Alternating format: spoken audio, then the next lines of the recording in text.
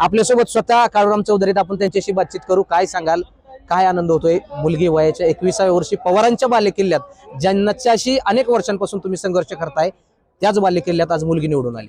नाही, माझी ही पोरगी जी आहे ती माझी पोरगी मुक्ता साळवे आहे आणि मुक्ताला मी पुन्हा एकदा त्या फुले वाड्यातून आमराईत आणली आणि आमराईतून नगर परिषद मध्ये पाठवलेले।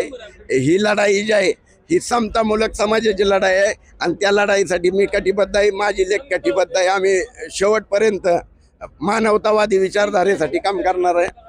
सगळं सहकार्य आमच्या मतदारांचं आहे। त्यांनी मला इतकं केपेबल समजलं आणि त्यांनी मला त्यांचं मतदान दिलं आणि त्यांच्यासाठी काम करण्याची संधी दिली, ह्यासाठी त्यांचे खूप खूप धन्यवाद।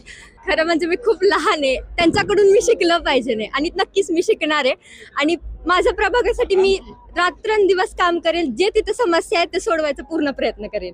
जर अजित पवारांनी माझ्या मुलीला निधी जर दिला नाही तर अक्षरशः मी सहयोग समोर बसून राहील असा विश्वास काळूराम चौधरी यांनी व्यक्त केला। यामुळे येणाऱ्या कालावधीमध्ये नेमकं काय घडतंय हे पाहणं महत्त्वाचं ठरणार आहे। विकास कोकरे, लोकशाही मराठी, बारामती।